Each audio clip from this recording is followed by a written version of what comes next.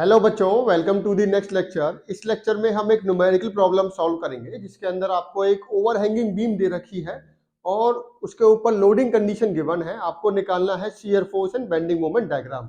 तो क्वेश्चन है ये आपका, कोई बीम है जो कि ओवरहैंगिंग बीम है आपकी, जहां पर दो लोड है, पॉइंट लोड है 5 किलो न्यूटन का लगा हुआ है और एक 4 किलो न्यूटन का, दोनों ही ओवरहैंगिंग बीम के एक्स्ट्रा पोर्शन पे लगे हुए हैं। ठीक है, और ये दो स्पोर्ट है आपके पास। मान लीजिए दोनों स्पोर्ट पे आर ए रिएक्शन लग रही है और इस पे आर बी रिएक्शन लग रही है। डिस्टेंस आपको गिवन है, this is 1 metre, this is 4 metre, this is 2 metre. Now you have to draw the shear force and bending moment diagram. तो प्रोसीजर वही रहेगा हमारा। सबसे पहले हम क्या करते हैं, हम स्पोर्ट रिएक्शंस निकालते हैं। कैसे निकालते हैं? स्टैटिक इक्विलिब्रियम इक्वेशंस की हेल्प से। उसके बाद आर ए आर बी की वैल्यू जब निकल जाएगी तो फिर हम शियर फोर्स के लिए सेक्शन लेंगे, बीम को डिवाइड करेंगे डिफरेंट पार्ट में और सभी के लिए इक्वेशन बनाएंगे और उसके बाद शियर फोर्स डायग्राम प्लॉट करेंगे। और नेक्स्ट में हम बेंडिंग मोमेंट के लिए भी हम सेक्शन बनाएंगे, इक्वेशन बनाएंगे बेंडिंग मोमेंट की और उसके बाद बेंडिंग मोमेंट डायग्राम प्लॉट करेंगे। ठीक है, चलिए। तो सबसे पहला स्टेप क्या है?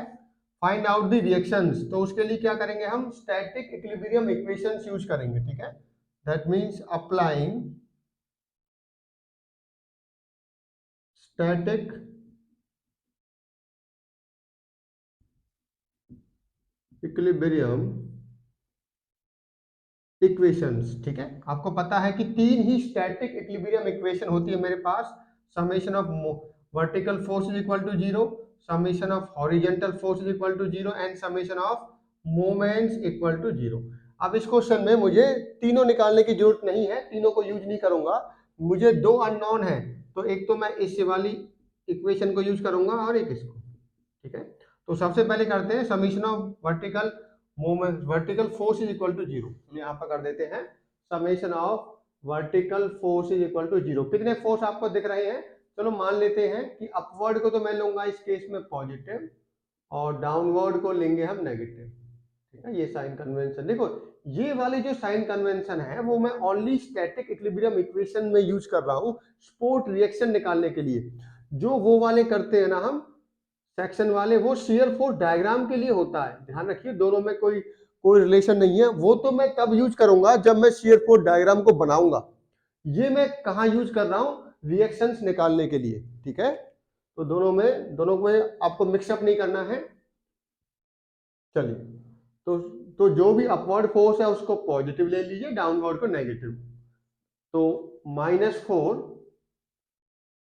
Plus R B, sorry plus R A plus R B -5 equal to zero. तो ये क्या आ गया आपका? R A plus R B equal to 9। Equation number A, small A मान लिया मैंने इक्वेशन को। तो क्या किया? Summation of vertical force is equal to zero. तो वर्टिकल फोर्सेज कहाँ है? कुछ अपवर्ड है, कुछ डाउनवर्ड है। डाउनवर्ड वाले को नेगेटिव ले लिया, अपवर्ड वाले को पॉजिटिव। तो मेरे पास ये इक्वेशन आ गई। उसके बाद मैं सेकंड इक्वेशन यूज करता हूँ, summation of moments equal to zero. इसका मतलब ये होता है कि किसी भी पॉइंट के अबाउट कोई मोमेंट नहीं होना चाहिए। एक्चुअली क्या है, कौन सी इक्वेशन है? Static equilibrium. इसका मतलब है कि जो बीम है वो स्टैटिक इक्विलिब्रियम में होनी चाहिए, ना तो वो डाउनवर्ड, ना अपवर्ड, ना ही रोटेट होनी चाहिए। किसी भी पॉइंट के अबाउट वो रोटेट नहीं होनी चाहिए। अगर मैं कहता हूं कि सी के अबाउट जीरो, इसका मतलब सी के अबाउट आप मोमेंट लोगे तो जीरो वैल्यू आएगी। अगर मैं ए पॉइंट के अबाउट लूंगा तो भी जीरो आएगी। किसी भी पॉइंट के अबाउट बीम को घूमना नहीं है। इसका मतलब जो नेट मूवमेंट आना चाहिए वो कितना होना चाहिए? जीरो। कितना होना चाहिए? जीरो। इसी को बोलते हैं स्टैटिक इक्विलिब्रियम इक्वेशंस। तो कितना आया आपका? मैं मान लेता हूँ सी पॉइंट पे लेता हूँ मैं। कुछ बुकों में आपको ए पॉइंट पे या बी पॉइंट पे मिलेगा, उसमें थोड़ा सा इजी हो जाता है, बट मैं चाहूंगा कि आप सी पे या डी पे ले, क्योंकि ओवरहैंगिंग बीम में जब मैं डायग्राम बनाऊंगा शियर फोर्स बेंडिंग मोमेंट का, तो सी और डी पे आप देखोगे बेंडिंग मोमेंट कितना होता है? जीरो होता है। तो आप यहां पर भी क्या कीजिए, सी के अबाउट ले लीजिए। ठीक है, कितना आना चाहिए? जीरो। अब इसके लिए भी साइन कन्वेंशन मान लेते हैं हम। तो इसको आप ले लीजिए पॉजिटिव, और ये कौन सा है? क्लॉकवाइज, और एंटी क्लॉकवाइज को ले लीजिए नेगेटिव। दैट मीन्स जिस लोड के कारण आपका क्लॉकवाइज होगा उसको पॉजिटिव ले लेना और एंटी क्लॉकवाइज को नेगेटिव। तो सी पे जहां पर मोमेंट निकालते हैं वहां पर खड़े हो जाओ और देखिए कितने लोड हैं। कितने लोड दिख रहे हैं? 5RB और RA, और चारों के कारण जो भी मोमेंट है उसको क्या कर दीजिए, उसको सबमिशन कर दीजिए। तो 5 इंटू टोटल डिस्टेंस कितनी है, 2 + 4 + 1 कितना हुआ, 7। तो दैट मीन्स +5 इंटू 7, प्लस क्यों लिया, क्योंकि मैं यहाँ पर क्लॉकवाइज को क्या ले रहा हूँ, पॉजिटिव ले रहा हूँ। अब ये RB और RA क्या करेंगे, ये एंटी क्लॉकवाइज देंगे तो नेगेटिव लेना पड़ेगा। That means -RB into distance, distance कितनी है, 4 + 1 5,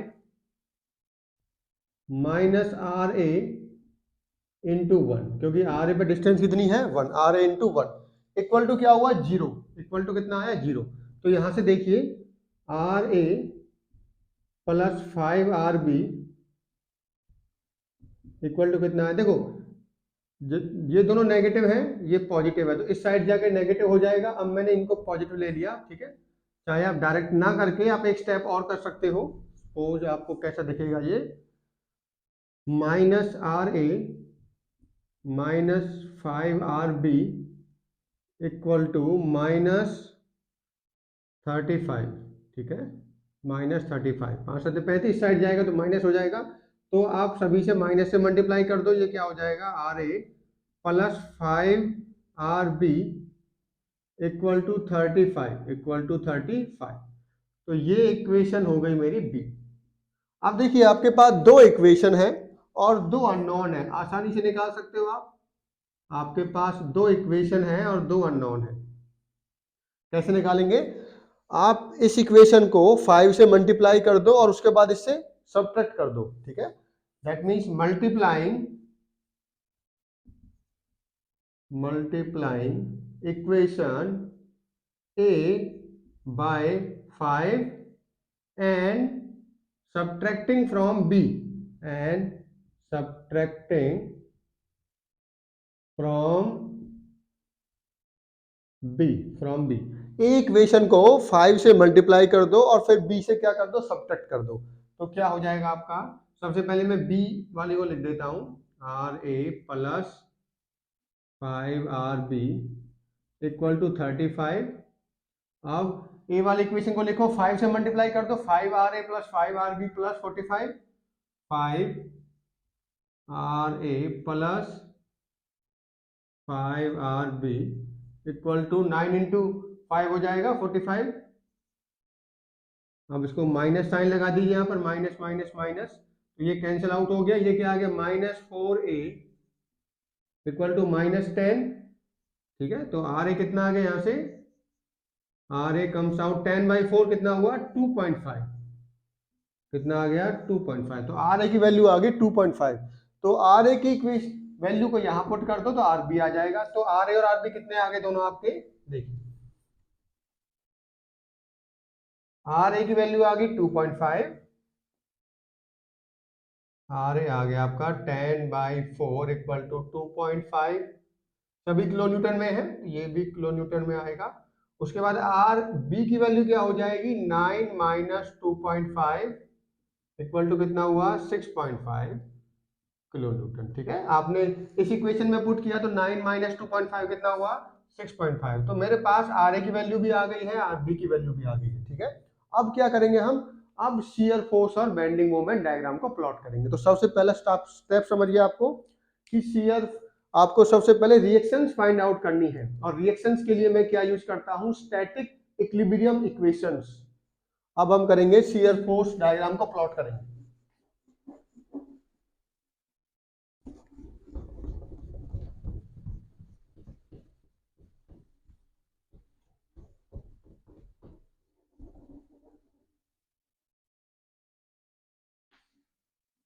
ना तो क्या करेंगे हम, shear force diagram, shear force diagram, ठीक है। तो आपको पता है शियर फोर्स डायग्राम के लिए मैं साइन कन्वेंशन कौन सा यूज करूंगा, ये वाला, ठीक है। डाउनवर्ड जिस सेक्शन के अबाउट मुझे शियर फोर्स निकालना है, उसके राइट साइड में जो डाउनवर्ड फोर्स होंगे उनको मैं पॉजिटिव लूंगा, और जो लेफ्ट साइड में अपवर्ड होंगे उनको भी पॉजिटिव लूंगा, ठीक है। तो क्या करते हैं, सबसे पहले सेक्शन बनाते हैं, क्या बनाते हैं, सेक्शन, और उस सेक्शन पे आप निकालते हो इक्वेशंस। तो सबसे पहले मैं निकालूंगा यहां से BD, ठीक है, 4 बीडी सेक्शन, ठीक है, बीडी के लिए शियर फोर्स की इक्वेशन क्या होगी? अगर आप यहाँ पे मान लेते हो सपोज ये आपका कोई इक्वेशन है, तो एक्स डिस्टेंस पे आपने कोई सेक्शन लिया, ठीक है, तो क्या होगा, डाउनवर्ड है ये 5 और डाउनवर्ड को क्या लेता हूं मैं, पॉजिटिव, तो ये आ गया आपका 5, ठीक है, ओनली 5, ठीक है, और वो भी क्या है, कांस्टेंट, कांस्टेंट रहेगा ये, क्योंकि ये एक्स पे डिपेंड नहीं कर रहा है। तो इसका मतलब ये हुआ डी और बी के बीच में जो कि शियर फोर्स है वो कांस्टेंट रहेगा। इसका मतलब एस डी की वैल्यू भी क्या है, 5, और एस बी की वैल्यू भी क्या रहेगी, 5। तो आपने सेक्शन बी डी के लिए तो निकाल दिया, अब आते हैं ए बी के लिए, 4 ए बी। अब यही जो सेक्शन मैंने यहां पे लिया था, अब इसको मैं एज्यूम करूंगा कहां पे, इस सेक्शन को यहां से हटा दीजिए आप, अब इसको हम एज्यूम करेंगे ए बी में,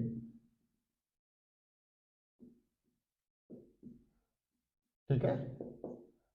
तो ये एट ए डिस्टेंस x मान लीजिए आप, small x, A B portion के अंदर कोई क्रॉस सेक्शन लिया मैंने एक्स एक्स, और उस पे मैं क्या निकालूंगा, शेयर फोर्स की इक्वेशन।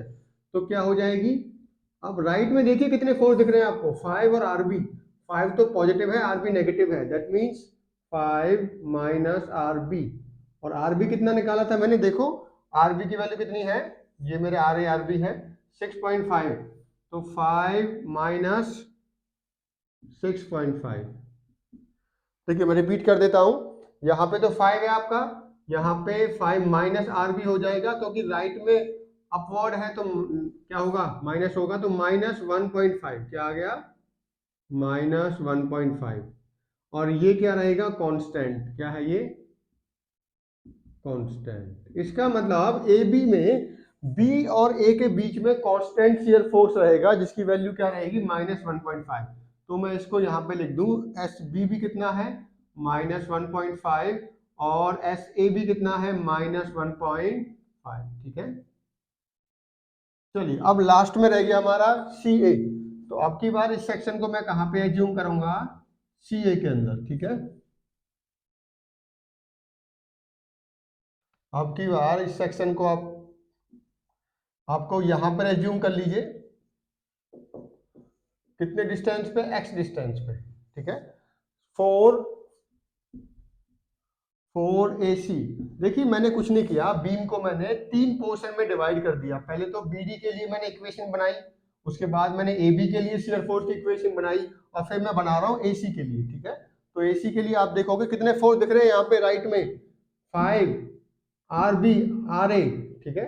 तो देखिए शियर फोर्स की इक्वेशन क्या हो गई, 5 minus R B minus R A, क्योंकि ये तो डाउनवर्ड है तो पॉजिटिव होगा, ये दोनों राइट में अपवर्ड है तो नेगेटिव होंगे, ठीक है।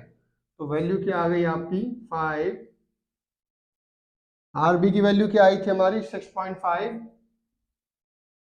आर ए की वैल्यू क्या आई थी, 2.5, 2.5, तो ये क्या आ गया, 5 माइनस, ठीक है, 9, ठीक है, तो ये आ गया -4। तो इसका मतलब -4 रहेगा वैल्यू आपकी, ए और सी के बीच में वैल्यू क्या रहेगी, शियर फोर्स की कांस्टेंट रहेगी, और कितनी रहेगी, -4, कितनी रहेगी, -4। तो इसका मतलब हुआ shear force at A point भी -4 है, shear force at C point भी कितना है, -4। चलिए अब मुझे सारे पॉइंट्स पे क्या मिल गया है, डी पॉइंट पे मुझे पता है शियर फोर्स, बी पे पता, ए पे पता, सी पे, तो अब मैं डायग्राम प्लॉट करूंगा, क्या बनाऊंगा, डायग्राम। चलिए डायग्राम बनाते हैं, मुझे ये वैल्यूज यहाँ पे रब करनी है, तो मैं ये इक्वेशन यहाँ पे लिख देता हूँ 5 वाली, तो आपको पता होनी चाहिए, नोट कर लीजिए आप, एस डी पे और एस बी पे कितना है, 5, एस डी पे और बी पे कितना है, 5। चलिए क्या प्रोसीजर है, वही प्रोसीजर फॉलो करेंगे हम, बीम के बिल्कुल नीचे की तरफ आपको डायग्राम बनाना होता है, शियर फोर्स डायग्राम, ठीक है। चलिए डायग्राम बनाइए आप, तो पॉइंट को मेंशन कीजिए, ये डी पॉइंट है, ये आपका बी पॉइंट है, ये आपका ए पॉइंट है, ये आपका सी पॉइंट है, ठीक है। तो मुझे डी पॉइंट पे बताइए कितना था, 5 था, ठीक है। हमारा जो डी पॉइंट पे आया था शियर फोर्स में कितना आया था, 5 आया था। और 5 भी किसमें था, ध्यान दीजिए, जो 5 की वैल्यू आई थी हमारी, क्या आई थी हमारी, पॉजिटिव आई थी। तो ये हो गया 5, दिस इज योर 5, ठीक है। तो ये 5 वैल्यू आई थी मेरी यहाँ पर, ये वाली, ठीक है। तो 5 मैंने आपको ध्यान दिलाया किस टाइप से लिया था हमने, हम डाउनवर्ड को हम पॉजिटिव ले रहे थे, तो ये हमारा 5 वैल्यू आई थी। 5 के बाद हम गए थे आरबी की तरफ। आरबी पे कितनी वैल्यू आई थी हमारी, यहाँ पर 5 था, पर उसके बाद नेगेटिव में चले गए थे हम, ठीक है। तो ये कितना हुआ था, -1.5 हो गया था यहाँ पर। तो ये हुआ था हमारा 1.5। बी और ए के बीच में 1.5 ही था। उसके बाद ए पॉइंट पे कितना हो गया था आपका, ए पॉइंट पे उसके बाद -4 हो गया था, ठीक है, -4। और -4 कहाँ तक गया था आपका, ये ए पॉइंट है सी पॉइंट तक, और सी पॉइंट पे 4 था, तो -4 + 4 कितना हो गया था, 0। तो ये वैल्यू हमारी आई थी। तो ये कितना था हमारा, 4। तो ये हमारा शेयर फोर्स डायग्राम है, जहां पर ये पॉजिटिव सेक्शन है और ये हमारा नेगेटिव सेक्शन है।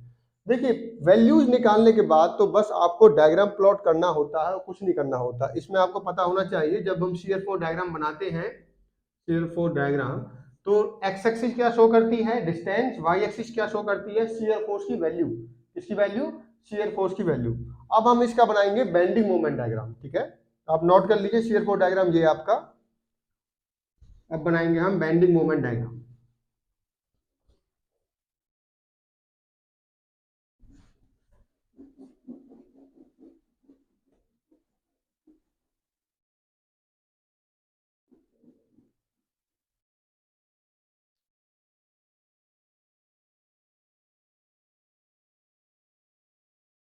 मैं यहाँ पर वैल्यू पुट कर देता हूँ। वैल्यू जब जो हमने निकाली थी, आर ए हमारा 2.5 आया था, और आर बी आया था आपका 6.5, ठीक है। तो अब हम बेंडिंग मोमेंट डायग्राम बनाएंगे इसका। चलिए, बेंडिंग मोमेंट डायग्राम का वही प्रोसीजर रहेगा, बेंडिंग मोमेंट डायग्राम। तो पहले साइन कन्वेंशन ध्यान दीजिए, ये साइन कन्वेंशन यूज करेंगे हम, ठीक है। ये हमारा साइन कन्वेंशन है। तो इसमें भी वही काम करेंगे हम, पहले बीडी सेक्शन के लिए बनाएंगे 4 बीडी। बीडी के लिए आप कोई सेक्शन एज्यूम करोगे किस डिस्टेंस पे, एक्स डिस्टेंस पे। तो मोमेंट की इक्वेशन क्या हो जाएगी mx की, -5 × x, क्योंकि राइट साइड में कैसा मोमेंट होना चाहिए था, एंटी क्लॉकवाइज। ये क्या कर रहा है, क्लॉकवाइज, तो नेगेटिव लेंगे हम, क्या लेंगे, नेगेटिव। तो देखिए यहाँ पे डी और बी की वैल्यू निकाल लीजिए। तो एम डी पे वैल्यू क्या हो जाएगी, 0, क्योंकि एक्स की वैल्यू क्या है, बिकॉज एक्स इक्वल टू 0। उसी तरीके से मोमेंट एट पॉइंट बी क्या हो जाएगा, -5 × 2, -5 × 2 equal to -10, because x equal to कितना है, 2। बी पॉइंट पे x की वैल्यू क्या है, 2। तो x देखो, मोमेंट डी पॉइंट पे आ गया 0 और बी पे आ गया -10। अब हम निकालेंगे, बीडी के लिए हो गया, अब हम निकालेंगे ए बी के लिए। तो इस सेक्शन को यहां से रब कर दीजिए आप। अब की बार इस सेक्शन को कहां ले लीजिए आप, ए बी वाले पोर्शन में। मान लीजिए ये x डिस्टेंस है आपकी, तो कितना हो गया आपका, 4 ए बी वाले पोर्शन के लिए मोमेंट की इक्वेशन बनाइए, क्या होगी, कितने फोर्स दिख रहे हैं आपको यहाँ राइट साइड में, 5 और आर बी। तो 5 इंटू ये distance, 5 into x minus R B. देखिए 5 के कारण क्या होगा, नेगेटिव, और आर बी के कारण होगा पॉजिटिव। तो -5 into x plus R B into ये डिस्टेंस, ये कितनी होगी, टोटल एक्स में से अगर मैं 2 माइनस कर दूं, ये आ जाएगा आपका। तो क्या वैल्यू आएगी आपकी, -5 into x plus R B into x-2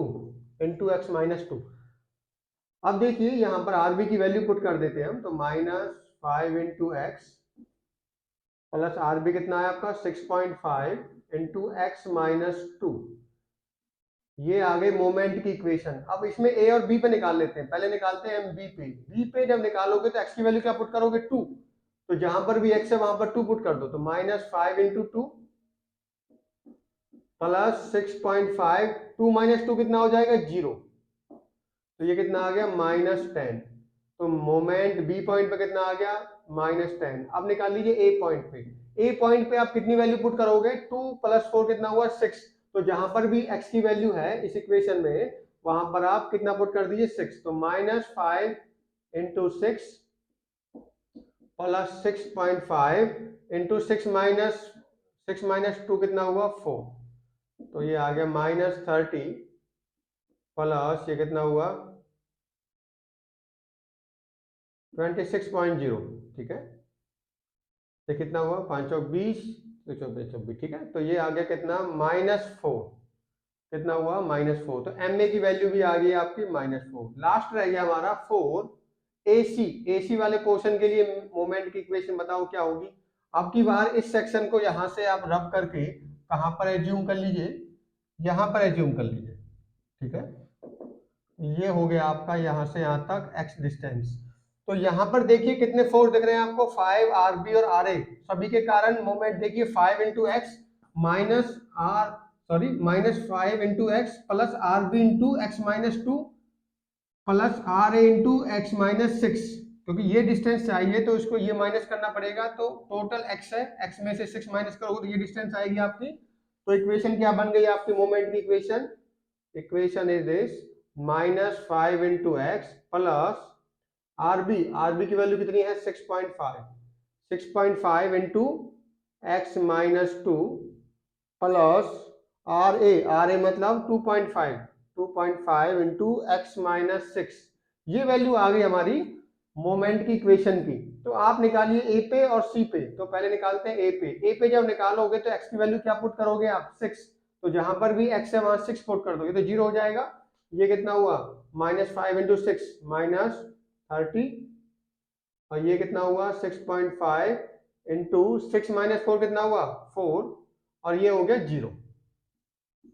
तो ये आ गया आपका -30 प्लस ये कितना हुआ 26, तो कितना आ गया -4। अब सी पॉइंट पे और निकाल लेते हैं, किस पे निकाले, सी पे भी 0 आना चाहिए क्योंकि मैंने आपको पहले ही बताया था ओवरहैंगिंग बीम पे एंड पॉइंट पे मोमेंट कितना होगा 0 होगा।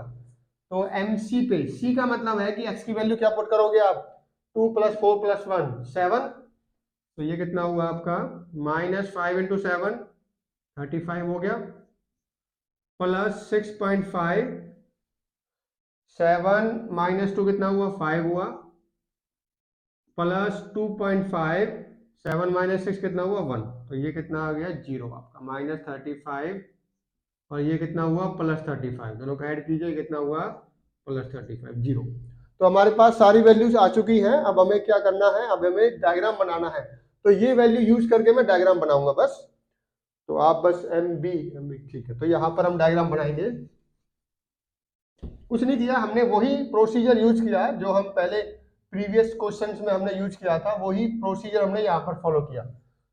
रूल ये होता है, पहले बीम होता है, बीम के नीचे शियर फोर्स डायग्राम बनेगा, उसके नीचे बनेगा बेंडिंग मोमेंट डायग्राम। ठीक है, वो क्वेश्चन में आपको जब भी एग्जाम में आप परफॉर्म करके आते हो तो आपको बीम के नीचे शियर फोर्स डायग्राम, उसके नीचे बनाना होता है बेंडिंग मोमेंट डायग्राम। ठीक है, यहाँ पर स्पेस नहीं है इसलिए मैं सेपरेट बना रहा हूँ, बट आपको क्या करना है, पहले बीम, उसके नीचे शियर फोर्स डायग्राम, उसके नीचे बेंडिंग मोमेंट डायग्राम, ये आपका प्रोसीजर होता है। तो ये हो गया डी पॉइंट, ये हो गया बी पॉइंट, ये हो गया ए पॉइंट, ये हो गया सी पॉइंट। मैं पहले ही बता चुका हूं कि जब पॉइंट लोड होता है तो bending moment diagram triangular form में बनता है, मतलब इंक्लाइंड लाइन बनेंगी। कैसे बनेंगी, इंक्लाइंड लाइन। देखिए डी पे कितना है 0, बी पे कितना है -10, क्या वैल्यू है -10, तो कुछ ऐसा होगा।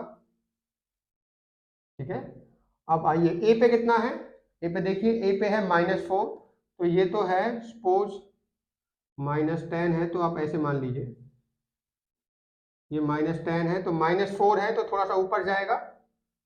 ठीक है, देखो ऐसे वैल्यूज होती हैं, अगर आप ऐसे देखोगे ना -1 -2 -3 -4 इस टाइप से, तो 10 है, 10 के बाद आएगा -4, तो ये कुछ इस टाइप से जाएगा।